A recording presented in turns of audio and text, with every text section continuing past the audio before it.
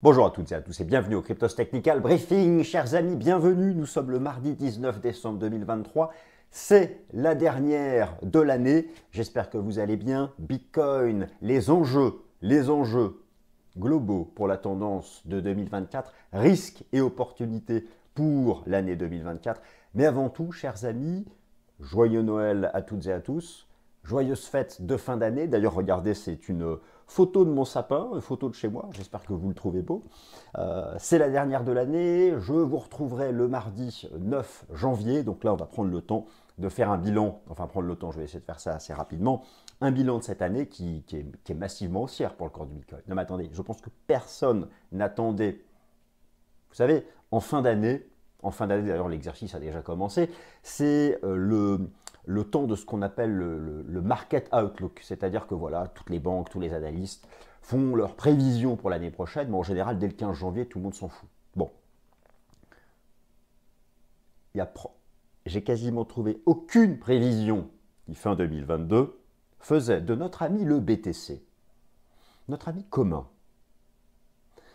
faisait du BTC non seulement le leader au sein de toutes les classes d'actifs, mais le leader aussi dans son propre camp, avec une nette remontée de la dominance du Bitcoin. Alors, les enjeux pour la tendance de 2024. Je ne vais pas vous faire un truc trop lourd, trop chargé. Vous savez, j'ai simplement lu en détail le superbe journal de Cryptost, l'édition numéro 4, l'édition papier, ce qui m'a permis de refaire un point sur tous les aspects, mais pas seulement techniques, fondamentaux, réglementaires, judiciaires, bref, un certain nombre de choses qui vont guider, qui vont décider si oui ou non 2024 verra le bull run.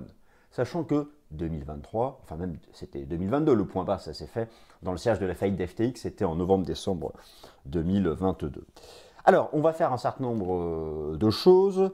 Le pivot des banques centrales qui est certain pour 2024, je vous redis un mot là-dessus. Vous allez voir, c'est la cacophonie monétaire parce que, oui, voilà, Jérôme Powell de la Fed la semaine dernière a bien précisé qu'il y aurait 3 baisses de taux de la Fed l'année prochaine, mais au sein de la Fed, ça virevolte et d'autres personnes se sont exprimées, des membres votants du FOMC, le comité de politique monétaire de la Fed, calment un peu les ardeurs de ceux qui envisagent une quantité de baisse de taux astronomique en 2024, donc on va parler de tout ça. Les fondamentaux de la semaine, il faut suivre l'inflation, je vous ferai la liste de tous les enjeux, et bien sûr la partie technique sur Bitcoin, Ethereum, BNB, et on parle de GRT cette semaine. Voilà, bah écoutez, c'est Noël. Moi, j'ai été ravi de passer cette année, cette nouvelle année avec vous. Noël, chers amis, je ne sais pas ce que vous faites pour vous. Je ne sais même pas d'ailleurs si vous avez déjà fini vos cadeaux, si vous faites partie de ceux qui les font au dernier moment. Moi, c'est mon cas. Je fais partie de ceux qui les font au dernier moment. C'est-à-dire qu'en fait, là, actuellement, j'ai fait aucun cadeau, rien. Alors que pourtant, ça va être chargé cette semaine, cette année. Toute la famille, vous savez, nous, on est 4 chez nous. Et puis mes frères et sœurs ont des enfants. Alors, il y a quelque chose que de sympathique qui a été décidé. Moi, je trouve ça plutôt bien parce que lorsqu'il y a plein d'adultes, des neveux, des nièces et tout ça, faire un cadeau à tout le monde, c'est juste chiant. En plus de ça, les années où on décide de faire un cadeau à tout le monde, qu'est-ce qui se passe? On fait des petits cadeaux à tout le monde. Et les petits cadeaux, tout le monde s'en fout, en fait. Concrètement, tout le monde s'en fout. Bon, pas les enfants, mais les adultes, tout le monde s'en fout. Donc nous, chez nous, on a décidé cette année que nous ne faisions, entre adultes, nous ne faisons pas de cadeaux. Donc ce sera uniquement pour les enfants, et ce qui est une bonne chose. Et donc, moi, je trouve ça très bien. Et au final, je me suis dit, moi, j'allais me faire mon petit cadeau de Noël à moi tout seul. Et bien sûr, avant tout, pour votre confort à vous, qui, j'espère, prenez toujours plaisir à écouter mes petits délires du mardi sur le marché crypto et la bourse en général. Et donc, j'ai décidé de changer des petits trucs et j'ai commandé ça. Non, c'est vrai, en plus, je l'ai commandé, il va arriver. Un écran ultra wide, je vous avais dit que je le ferais. Donc, normalement, le 9 janvier, lorsque vous allez me retrouver le 9 janvier, il n'y aura plus ces 4 écrans. Alors, je vais les garder, hein, ça peut toujours servir. Ça peut toujours servir. Je vais les garder, mais il n'y en aura plus. Et voilà, donc écoutez, ce sera probablement la petite surprise de de mon retour le mardi 9 janvier. Allez, on attaque. Alors, c'est parti, les amis. Donc oui, le pivot des banques centrales.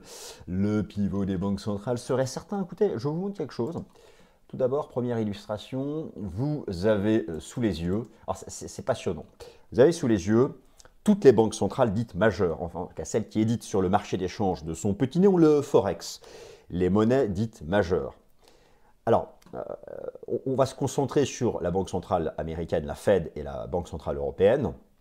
En 2023, la Fed a monté ses taux de 150 points de base, c'est-à-dire 1,5%, d'accord? C'est 1,5 point de pourcentage. Bon, l'année 2023, qu'est-ce que c'est? L'année 2023, c'est l'année qui acte le fait que les banques centrales majeures ont atteint leur taux terminal. Le taux terminal, qu'est-ce que c'est? C'est celui qui vient conclure la campagne de resserrement monétaire qui a démarré en janvier 2022 pour lutter contre l'inflation. Jusque-là, vous me suivez.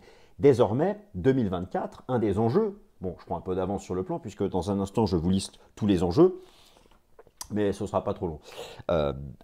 Les anticipations sont agressivement baissières pour 2024. C'est-à-dire que lorsque vous regardez la Fed, le marché envisage 110 points de base de baisse des taux de la Fed en 2024, 133 points de base de baisse des taux de la BCE. Et en fait, toutes les banques centrales majeures sont attendues sur des baisses de taux car ça a suffisamment, ou en tout cas en termes de perspective, cela a suffisamment désinflationné et surtout les banques centrales veulent éviter de maintenir trop haut, trop longtemps les taux d'intérêt pour éviter que l'économie réelle subisse le même sort que l'immobilier, c'est-à-dire la chute. Donc voilà, c'est vraiment l'enjeu de la finance traditionnelle pour cette année. Alors il y a une banque centrale qui est attendue, elle, sur des hausses de taux, mais c'est normal puisque la Banque du Japon a encore un taux d'intérêt négatif.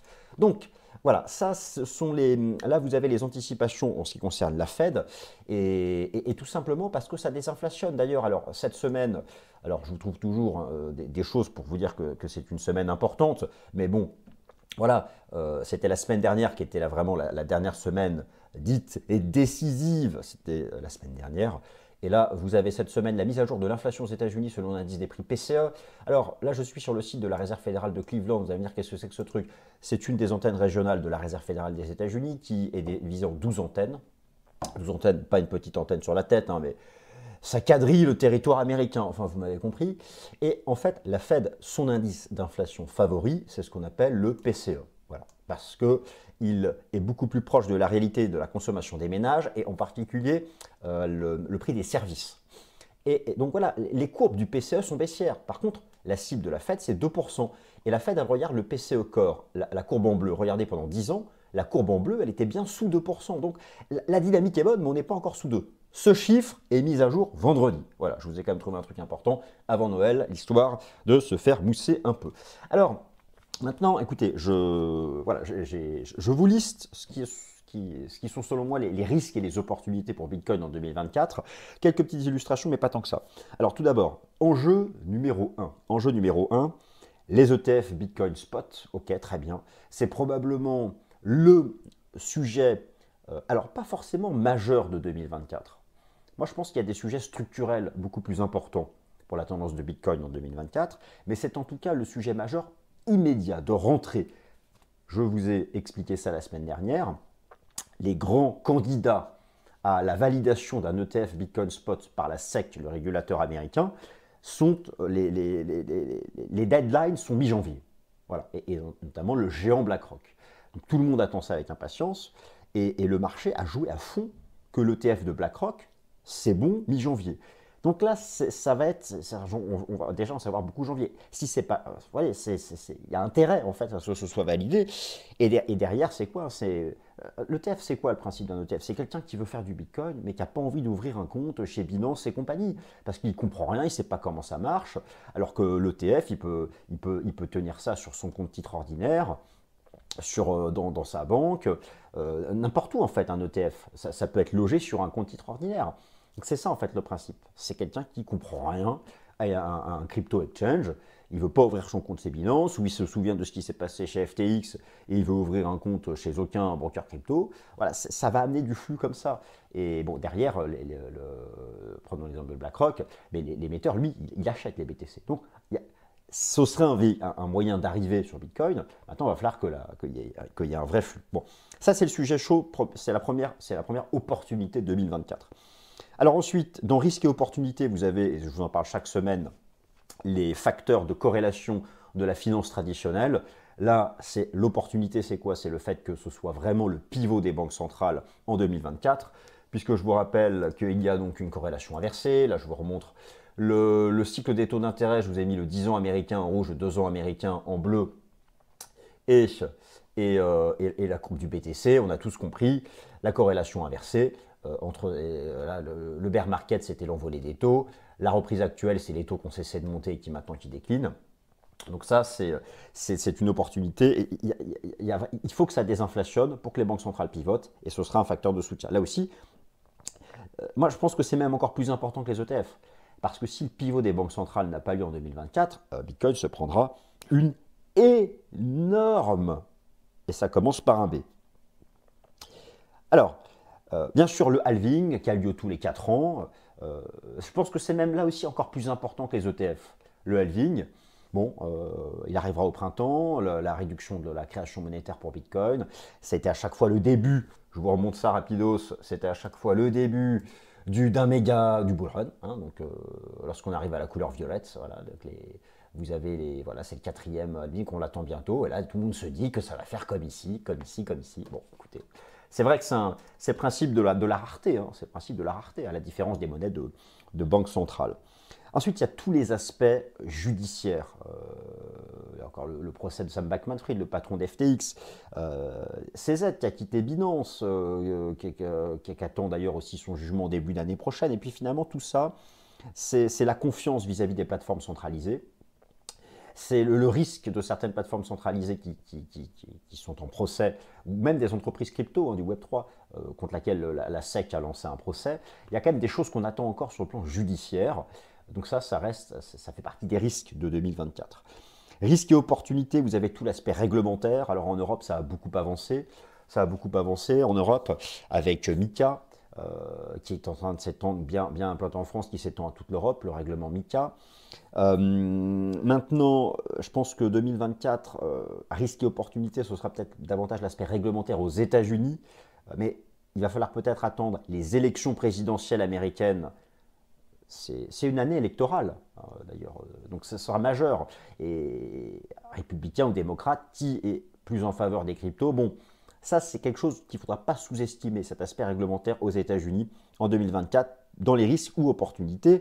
On verra bien, puisque derrière, vous savez, tout ce qui s'est passé, par exemple, si on prend l'exemple de la France avec le PSAN renforcé, ce sujet brûlant en fait du KYC, le fait on prend les coordonnées de tout le monde, il n'y a plus cet aspect anonyme, etc. Ça a l'air d'être décisif, c'est décisif pour la survie à long terme de tout l'univers crypto Web3. Et bon, ça a beaucoup avancé en Europe. Aux États-Unis, on attend aussi, on verra un peu comment les États-Unis se positionnent par rapport à ça. Alors ensuite, il y a du côté des risques, c'est tous les risques habituels qui sont mis en avant, un risque de ban par la loi, parce qu'à un moment ou à un autre, on dira que ça consomme trop d'électricité. Mais ça, je pense que ce sujet maintenant, même s'il revient de temps en temps, est moins un risque. Vous avez bien sûr tous les risques concernant les activités de mining. Mais bon, on a bien compris qu'à l'époque, le mining s'est fait dégager de la Chine. Ben, là, il s'est relocalisé. Vous avez alors toute la thématique de risque de ban en lien avec le fait que les cryptos servent à financer le terrorisme. Ça, ce sont des choses, alors qu'on sait que c'est une part infime du financement du terrorisme. Bon, mais ce sont quand même des thèmes qui peuvent à chaque fois revenir et qui peuvent représenter un risque. Alors 2024 aussi, j'ai hâte de voir un peu comment toute l'industrie des NFT va se reprendre, qui s'est mise au tapis. Ce sera notamment, je pense, important pour la blockchain Ethereum. Et moi, vous savez que j'ai une anticipation de retour de la surperformance d'Ethereum vis-à-vis de Bitcoin en 2024. Donc, il va falloir regarder du côté aussi des volumes des NFT. Et sur le plan technique, moi, je pense que ETH, BTC, peut-être qu'il manque un petit drop avant que ça reparte. Ensuite, bien sûr, il y aura dans les enjeux, dans les opportunités, tous les aspects d'analyse technique qu'on a vus ensemble tout au long de l'année, qui ont été progressivement bullish. Rappelez-vous les belles divergences haussières de fin 2022. Attention, je ne suis pas en train de dire que j'ai prévu le point bas, peu importe. Tout cet aspect retour des traders particuliers, pour l'instant Google Trends est au plus bas, ces flux institutionnels via les contrats à terme, les contrats futurs. Bon, ok, tout ça, ce sont des enjeux techniques. Et enfin, est-ce qu'on peut lister encore un risque d'effondrement de Bitcoin en 2024? Écoutez, pour avoir discuté avec pas mal de monde, le risque d'effondrement, la plupart des gens ont du mal à en trouver. Bon, pourtant, je viens de lister ici quelques risques, mais il y a peut-être quelque chose, mais qui est très peu probable, ce serait un risque informatique, technologique lié à la blockchain Bitcoin. Un méga bug, là forcément ça va partir en sucette. Hein. Mais bon, ça reste quand même peu probable. D'autres ont mentionné par exemple le risque d'un fork inattendu de la blockchain Bitcoin qui viendrait retirer des capitaux à Bitcoin. Bon, il y a des choses comme ça qui peuvent intervenir. Voilà, écoutez, je vous ai fait mon petit tour d'horizon. Maintenant, on fait quoi? Alors, Bitcoin point technique sur la pause salutaire en cours. Alors, je remonte le graphique mensuel parce que le mois de décembre n'est pas terminé. Quid de l'analyse technique? Alors, déjà, finalement, on a quand même passé un peu de temps. On a quand même passé un peu de temps au niveau des... J'avais dit à l'époque, 42 passerait pas comme dans du beurre. Finalement, on fait quand même un range entre 44 et 40, entre 40 et 44. Ben, ça fait 42. Bon, peu importe. Alors, la suite, c'est quoi? La clôture mensuelle de décembre sera importante. Soit on réalise à la clôture mensuelle une cassure haussière des 42, et là, on aura un vrai signal pour attaquer 50. Donc, il n'y a pas de sujet. Tous les indicateurs de momentum mensuel, c'est bullish. Ça nous dit que 2024 sera bullish. Il n'y a pas de sujet. Maintenant, ça, je mets ça de côté, je m'intéresse à janvier.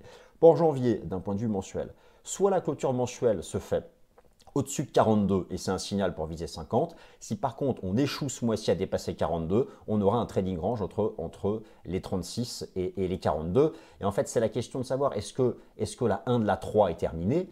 Si la 1 de la 3, est terminée, qu'on échoue à 42 à la fin du mois, on aura donc une vague 2 qui sera un range entre 36 et 42. Par contre, voilà, si on arrive à casser 42 à la fin du mois, c'est un signal pour viser 50, ça veut dire que la 1 de la 3 n'est pas terminée. Et bon, voilà. Donc ça, c'est des choses que ça va vraiment être important sur la clôture mensuelle la clôture mensuelle du mois de décembre. Après voilà, alors bon, en hebdo, voilà, on a tous compris tous les signaux bullish qui ont été donnés ces dernières semaines. La phase de transition latérale qu'on est en train de faire, elle est extrêmement saine. Moi, j'arrête pas de dire que les trading range, c'est sain. C'est sain parce que ça permet aux indicateurs de tendance de remonter. Alors, je surveille le RSI weekly. Tant qu'on est au-dessus de 70, c'est bien. Si on sort par le bas, il y aura une vraie conso. Pour l'instant, ce n'est pas le cas. Là, on avait une divergence daily. Je vous ai toujours dit que tout commence et tout se termine par les divergences. On l'a vu en hebdo pour les gros mouvements de fond, même en daily. Là, ce qui est intéressant, c'est que la divergence, elle est en train d'être épurée à plat. D'ailleurs, bon, voilà, on est quasiment revenu à la neutralité. Donc, et c'est la meilleure des options. C'est la meilleure des options. Le trading range entre 40 et 44, et qui peut prendre différentes formes. Certains voient un triangle en cours, soit un triangle rectangle descendant, ou simplement une phase latérale. Là, plus elle dure, mieux c'est. Le scénario le plus bullish, c'est d'arriver à faire un long range et de casser par le haut, d'aller chercher 50, enfin 48 et 50. Et sinon, voilà, effectivement, s'il y a un vrai échec à la fin du mois sous les 42, il est possible qu'on passe un peu plus de temps entre ces 36 et ces 42. Et dans ces cas-là, le marché pourra faire un retracement plus profond en ABC, en attendant peut-être la moyenne mobile à 200 jours, qui reste quand même assez loin et qui est juste parfaite. Hein. Donc en termes de rythme de marché, il y a toujours ces deux options sur la table. Alors, tout vient à point qui sait attendre. Écoutez, 2024 sera la saison des altes. Alors, beaucoup d'altes sont déjà parties. Maintenant, qu'en est-il d'ETH? Moi, ETH, je pense que 2024 verra la surperformance d'ETH. Maintenant, ça, je vous en parle depuis longtemps. Moi, ça, c'est déjà une zone qui m'intéresse parce que mon scénario, c'est cassé par le haut, tout ça, en 2024. Maintenant, voilà, est-ce qu'il manque un ultime plus bas pour faire une divergence? Voilà. Est-ce qu'il manque d'aller chercher cette zone? Mais du coup, ce serait un nouveau plus bas qui serait en divergence? Peut-être. C'est peut-être. En fait, tant qu'on ne casse pas de résistance en daily, c'est encore possible. Et c'est vrai que pour l'instant, on est couvert ici par un certain nombre de trendlines. Ça saute pas, donc ça saute pas. Mais voilà, moi je veux dire, peu importe, qu'on soit déjà dans la phase d'accumulation ou qu'il manque un petit machin par ici avant d'y aller, c'est typiquement là, il faut faire du DCA quand on n'a pas la réponse, parce que si on croit dans le scénario d'aller chercher ici et ici en 2024, ce qui est moi mon scénario. Bon, en attendant, ETH essaye de maintenir à court terme, le pivot c'est 2160 $. Tant qu'on est au-dessus, c'est boule. Si pour viser 2005, si on casse en dessous, on retracera davantage vers les 1009 avant que ça reparte. Alors, pour le BNB, bon, c'est toujours pareil, on a compris, c'est neutre entre 220 et 260. Le token sera sorti d'affaires le jour où il cassera à la hausse les 260 $. Le jour où il casse à la hausse les 260 $, il filera à 350 et il repartira vraiment dans quelque chose de bullish. Là, c'est pareil, bon, je regarde le BNB BTC. Le BNB BTC, voilà, il y a tout ce mouvement ici, tout le précédent bull market. Il y a cette zone latérale, il y a le 50% de retracement. Est-ce qu'il ne manque pas un dernier truc par ici avant que ça reparte? Possible, j'en sais rien. On verra. En tout cas, on est dans la zone basse. Et on est dans la zone basse. Ça me fait un peu aussi penser à ETH BTC. Je pense que ce sont ETH BTC et BNB BTC des crosses qui ont un vrai potentiel encore de rattrapage en 2024. Et la vague 3, donc pour le GRT USD, là c'est vraiment archi propre, il n'y a pas de sujet, c'est méga. On a fait l'accumulation, machin, on a fait la vague 1, la vague 2, on a baissé en zigzag. On est parti pour la vague 3. Regardez d'ailleurs en hebdo comme on est calé tranquillou au-dessus de la trendline, au-dessus du nuage. Donc ça c'est une zone d'accumulation, là les 13-14 centimes. C'est une zone d'accumulation, les 13-14 centimes. Et là je vous ai mis une extension de Fibo avec les cibles théoriques pour la vague 3, donc qui ira chercher au minimum 34 centimes et 60 centimes. Ça voilà, c'est pareil, encore vraiment du potentiel bullish pour l'année 2024. Et voilà, chers amis, ainsi s'achève le Cryptos Technical Briefing. Encore une fois, je vous souhaite un joyeux Noël, un bon nouvel an. Faites bien la fiesta jusqu'à 6h du matin. Amusez-vous bien et je vous retrouverai peut-être avec mon écran ultra-wide, si j'ai réussi à l'installer, le 9 janvier. Allez, salut. On se revoit l'année prochaine. Salut.